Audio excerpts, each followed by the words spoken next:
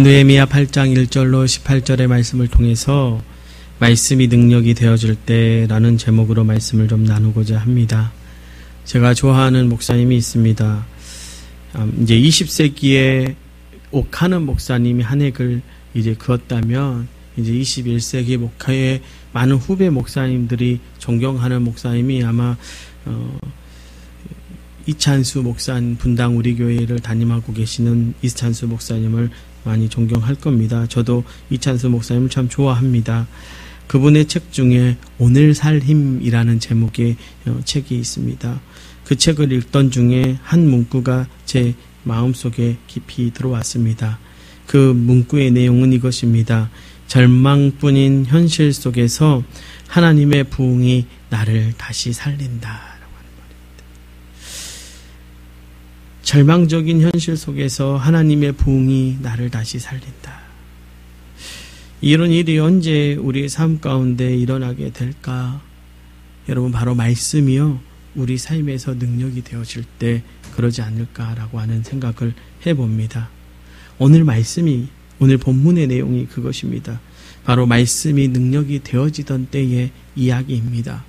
구약 말씀에 두 번 말씀이 능력이 되어진 대각성 운동이 두 번 기록이 되는데, 한 번은 이스라엘의 요시야 왕 때에 이기고, 또 하나는 지금 우리가 읽은 본문의 때입니다. 바로 느헤미야 때입니다. 말씀이 능력이 되어져서 일어난 일들을 기록하고 있습니다.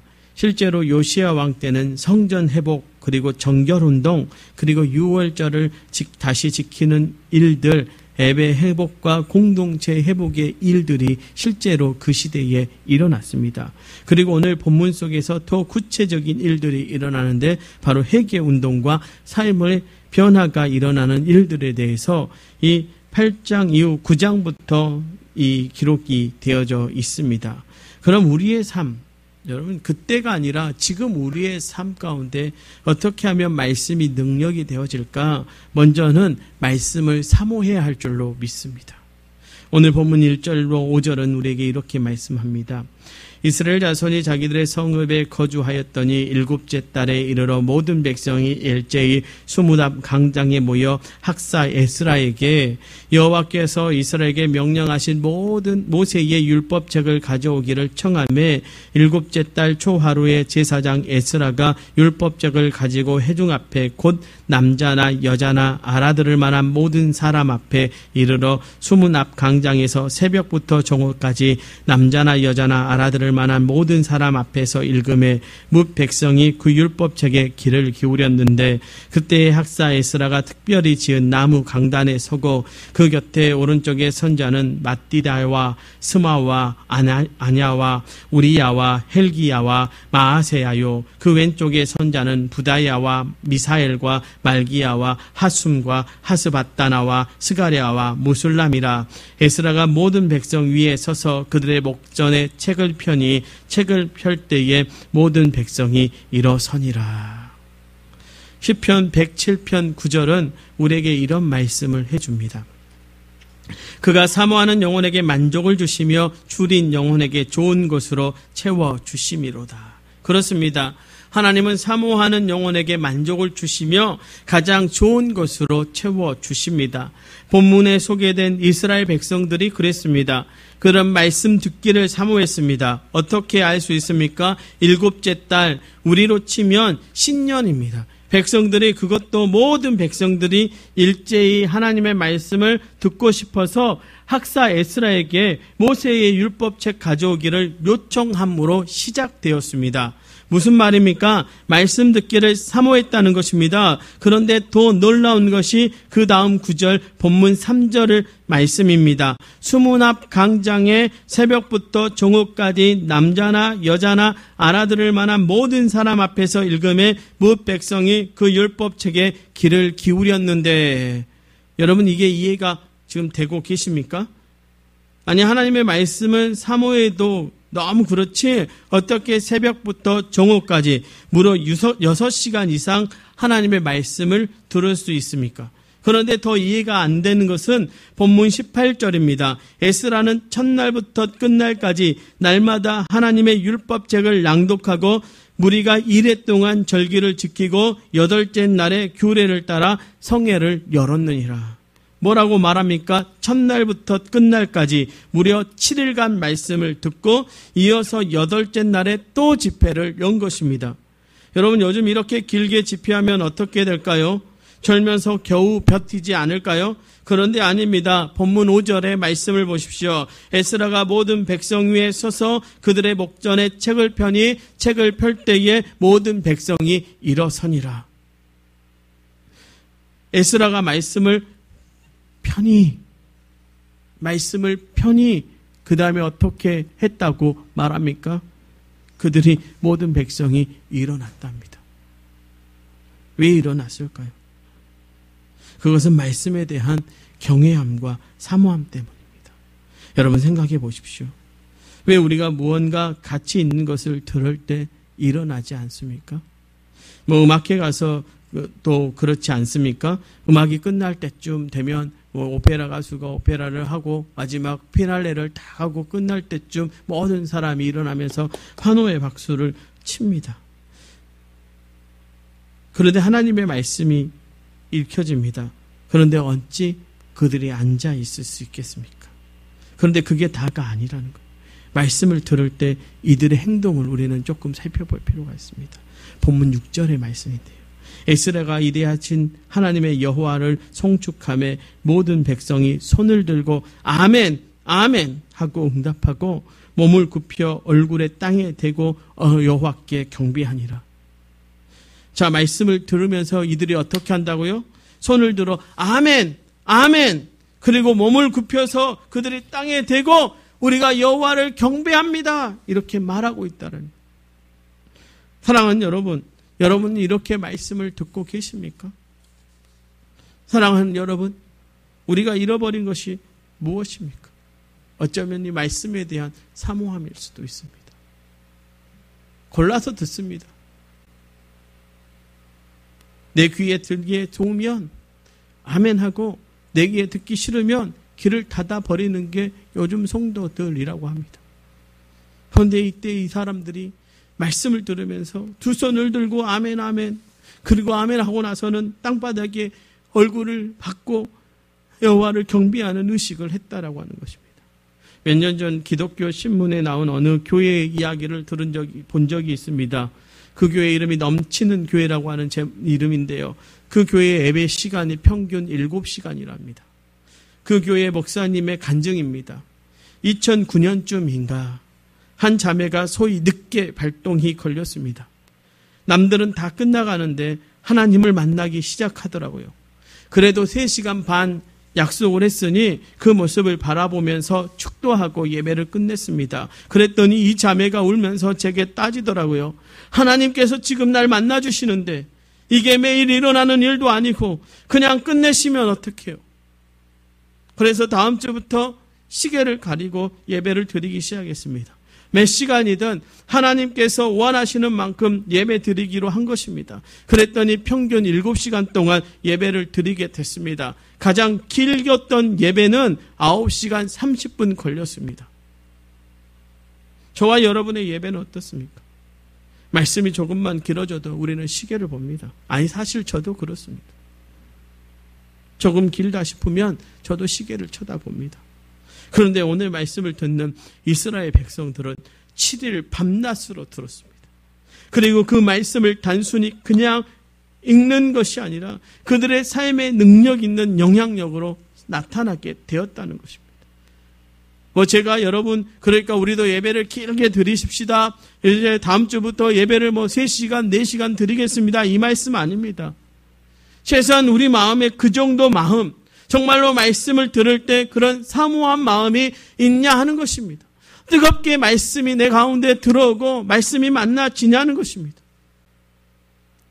오늘도 우리 목사님 자기 이야기 하네, 우리 목사님 말씀 준비 안 했네, 이런 생각 가지고 앉아있지는 않습니까? 난 저 목소리만 들어도 싫어, 이런 생각 갖고 그 자리에 앉아있다면 안 된다는 것이죠. 제가 보이면 안 됩니다. 저도 저가 여기에 서 있는 게 아니라고 늘 생각하면서 섭니다. 여러분, 말씀은요, 하나님의 말씀으로 들려져야 되고요, 말씀을 들을 때 여러분은 사모함으로 받아야 할 줄로 믿습니다. 그 말씀 드리는 겁니다. 여러분 마음에서부터 말씀을 사모하고 그 말씀을 들으려 할 때에 여러분의 삶의 영적인 부흥이 일어나느냐 이것입니다. 놀라운 것은요, 말씀을 들을 때 영적인 부흥이 시작된다라고 하는 것입니다. 사모하는 마음으로요. 말씀 없이 살 수 없음을 날마다 고백하는 저와 여러분이 될 때요. 부탁드립니다. 이제 말씀 없이 살 수 없어요 라고 날마다 고백하는 저와 여러분 되시기를 간절히 부탁을 드립니다. 그런 말씀을 사모하는 것으로 말씀이 이미 그 말씀이 우리의 삶의 능력이 되어지는 것입니다. 더 나아가서 그럼 진짜 말씀이 우리 삶 가운데 능력이 되어지려면 우리는 어떻게 해야 되는가? 둘째로 말씀이 능력이 되어질 때 우리는 그 말씀을 깨닫고 그 말씀대로 살게 되어지는 것입니다. 즉 삶에서 말씀이 실현되어지는 것이죠. 8절과 9절의 말씀이요. 하나님의 율법책을 낭독하고 그 뜻을 해석하여 백성에게 그 낭독하는 것을 다 깨닫게 하니 백성이 율법의 말씀을 듣고 다 우는지라. 총독 느헤미야와 제사장 겸 학사 에스라와 백성을 가르치는 레위 사람들이 모든 백성에게 이르기를 오늘 너희 하나님 여호와의 성일이니 슬퍼하지 말며 울지 말라 하고. 이동호 목사님의 책 역경에 무릎 꿇지 말라라고 하는 책에 보면 공산주의가 무너지던 때 모스크바 한 극장에 대한 이야기가 나옵니다. 당시 모스크바 한 극장에서 턱시도를 입은 예수라는 기독교와 예수를 조롱하는 연극이 공연되었습니다. 이때 한 배우 알렉산더 로스톱제브라는 사람이 예수의 역할로 낙점이 되는데 낙점시킨 이유는 그가 어렸을 때 교회를 다녔다라고 하는 것입니다. 이 배우가 연극이 시작되어졌습니다. 그 연극의 절정에 예수님의 산상수훈 두 구절을 그가 낭독합니다. 심령이 가난한 자는 복이 있나니 천국이 그들의 것이며 애통하는 자는 복이 있나니 그들이 위로를 받을 것이며. 그런데 그가 이 두 구절을 두 차례 더 반복하더니 갑자기 눈물을 흘리기 시작했습니다. 이제 스태프들이 난리가 나왔습니다. 무대에 대해서 다음을 넘어가라고, 다음 장면으로 진행하라고 계속해서 사인을 주었지만 그는 그 자리에서 무릎을 꿇고 일어나지 않았습니다. 무대에 막은 내렸고 연극은 엉망이 되어버렸습니다. 그런데요, 놀라운 일은 바로 그때 일어난 것입니다. 그날 그는 예수를 모독하는 그 연극에서 회개하고 살아계신 예수를 만났습니다. 어떻게 그런 일이 있을 수 있습니까? 말씀을 읽다가요. 그가 두 구절, 심령이 가난한 자는 복이 있나니 천국이 그들의 것이며 애통하는 자는 복이 있나니 그들이 위로를 받을 것임이라. 그 말씀을 읽다가 그 말씀이 깨달아진 것입니다. 그리고 가슴이 쿵쾅거리면서 다시 회복이 되어진 것입니다. 그것은 오늘 본문에 소개된 이스라엘 백성들도 마찬가지였습니다. 본문 9절 앞절의 말씀은 이렇게 말합니다. 백성이 율법의 말씀을 듣고 다 우는지라. 말씀을 듣고 백성이 어떻게 했다고요? 울었다고 말합니다. 그냥 눈물이 아닙니다. 회개의 눈물을 흘린 것입니다. 심령의 변화가 일어난 것입니다. 왜요? 왜 갑자기 그들의 심령에 놀라운 변화가 일어난 것입니까? 그것은 본문 8절이 있었기 때문입니다. 한번 말씀을 보면 이렇게 말합니다. 하나님의 율법책을 낭독하고 그 뜻을 해석하여 백성에게 그 낭독하는 것이 다 깨닫게 하니. 보이세요? 해석하여 깨닫게 하니. 자, 그들이 갑자기 회개하겠습니다. 왜 갑자기 심령의 부흥이 일어났습니까? 해석해준 말씀이 깨달아졌기 때문입니다.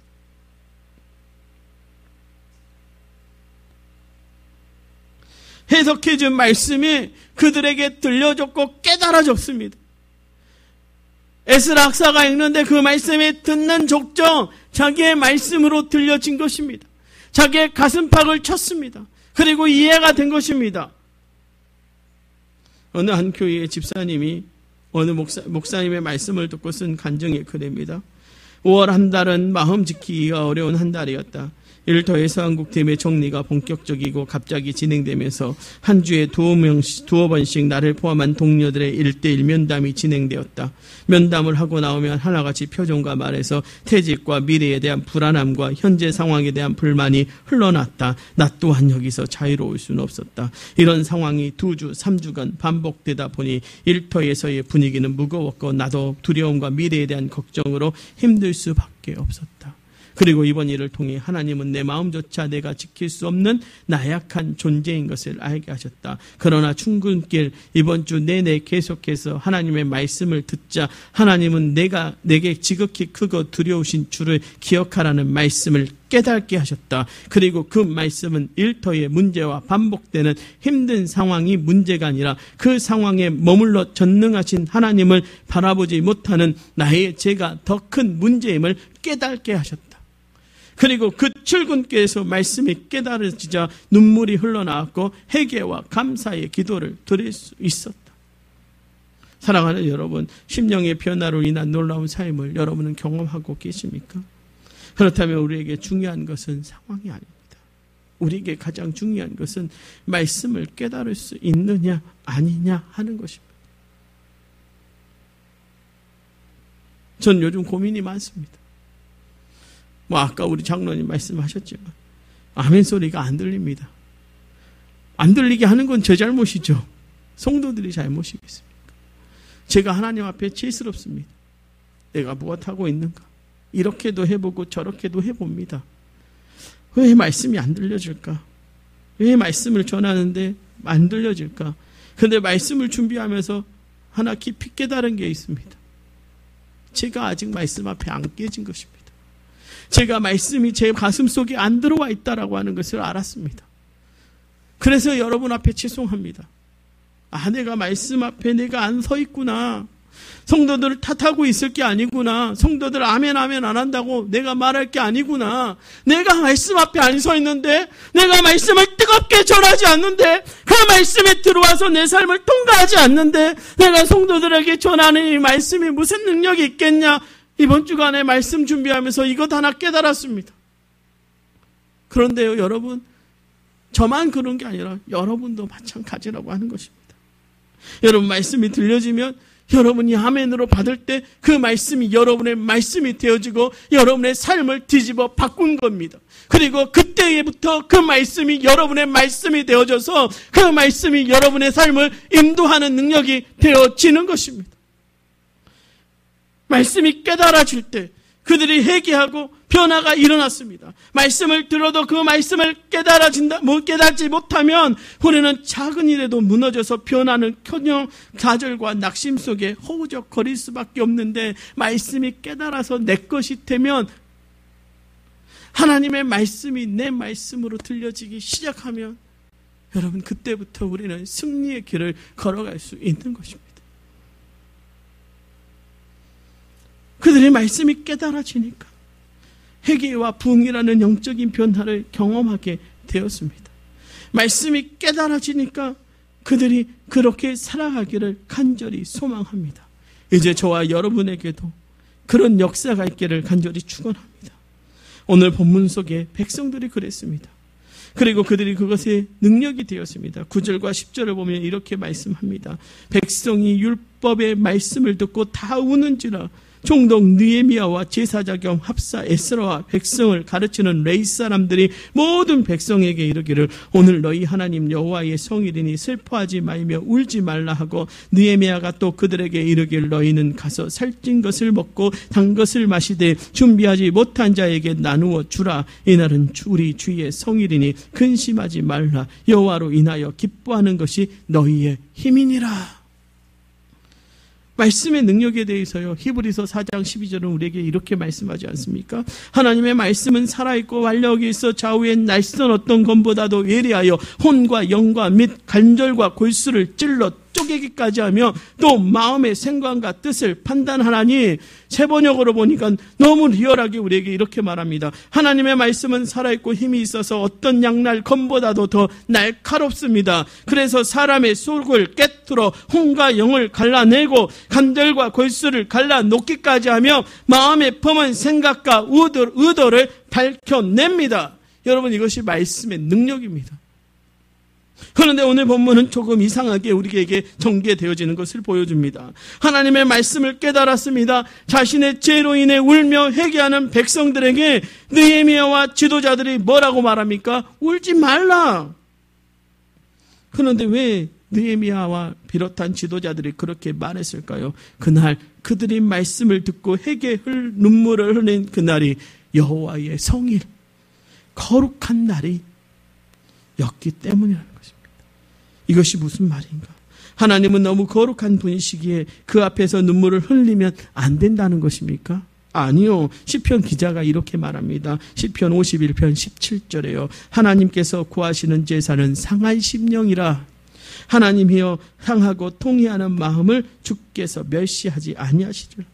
하나님은 통회하고 슬퍼하고 상한 심령을 받으신다고 분명하게 말씀합니다. 그런데 왜 느헤미야는 백성들에게 슬퍼하지 말라고 말했을까? 그것은 여호와의 거룩한 날, 하나님께서 회개하는 그들의 죄를 용서하신 거룩한 날, 그래서 죄와 허물로 망가진 그들도 한없는 하나님의 은총으로 인해 말할 수 없는 기쁨을 누리는 기쁨의 날이었기 때문에 그렇습니다. 그래서 느헤미야와 지도자들은 말합니다. 본문 10절을 다시 보십시오. 느헤미야가 또 그들에게 이르기를 너희는 가서 살찐 것을 먹고 단 것을 마시되 준비하지 못한 자에게는 나누어 주라. 이날은 우리 주의 성일이니 근심하지 말라. 여호와로 인하여 기뻐하는 것이 너희의 힘이니라. 뭐라고요? 지혜로 인하여 슬픔이 아니라 죄 용서함의 기쁨, 그 기쁨으로 인해 즐거워하고 먹고 마시라. 그리고 그 기쁨을 갖지 못한 이웃들에게 나누어 주라는 것입니다. 그러자 놀라운 일이 벌어졌습니다. 본문 12절에요. 모든 백성이 곧 가서 먹고 마시며 나누어 주고 크게 즐거워하니 이는 그들이 그 읽어 들려준 말을 밝히 알미라. 깨닫는 말씀을 가지고 그 말씀으로 살아갈 때 그 말씀이 더욱 그들에게 분명하게 깨달아진 것입니다. 이 메시지 성경은 이렇게 기록합니다. 백성은 돌아가서 잔치를 벌이고 가난한 사람들과 함께 먹고 마시며 크게 즐거워했다. 그제야 그들은 계시의 내용을 깨닫고 그 낭독한 내용을 이해했던 것이다. 그제야 그들은 계시의 내용을 깨닫고 그 낭독한 내용을 이해했다. 그렇습니다. 언제 그 말씀이 우리 안에서 체화됩니까? 언제 그 말씀이 우리 안에서 완전히 이해가 됩니까? 그 말씀, 바로 그 말씀대로 살아갈 때.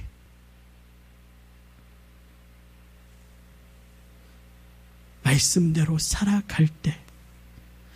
바로 그 말씀대로 순종하며 살아갈 때 성경에 계시된 그 말씀이 우리 안에서 살아서 계속해서 우리의 심령의 변화를 일구어 내는 것입니다. 사랑하는 성도 여러분, 다시 말씀을 사모하십시다. 사람 목사의 말로 이 강단에서 선포되어지는 이제 말씀이 아니라 하나님의 말씀이 여러분의 귀에 들려지기를 간절히 소망합니다. 그리고 이제 그 말씀이 들려질 때 아멘, 아멘 두 손 들고 아멘으로 화답하는 저와 여러분이 되기를 간절히 축원합니다. 그리고 그 말씀대로 살기를 결단하는 저와 여러분이 되기를 간절히 축원합니다. 이제 우리 도초동 목교회 안에 말씀의 부흥이 일어나기를 간절히 축원합니다. 여러분, 그 말씀은 제가 아니라 하나님의 말씀으로, 그리고 그 말씀이 여러분의 삶을 변화시키는 말씀으로, 이제 여러분의 삶을 이끌어가는 말씀으로 여러분의 삶에서 능력되어지기를 간절히 축원합니다. 기도하시겠습니다.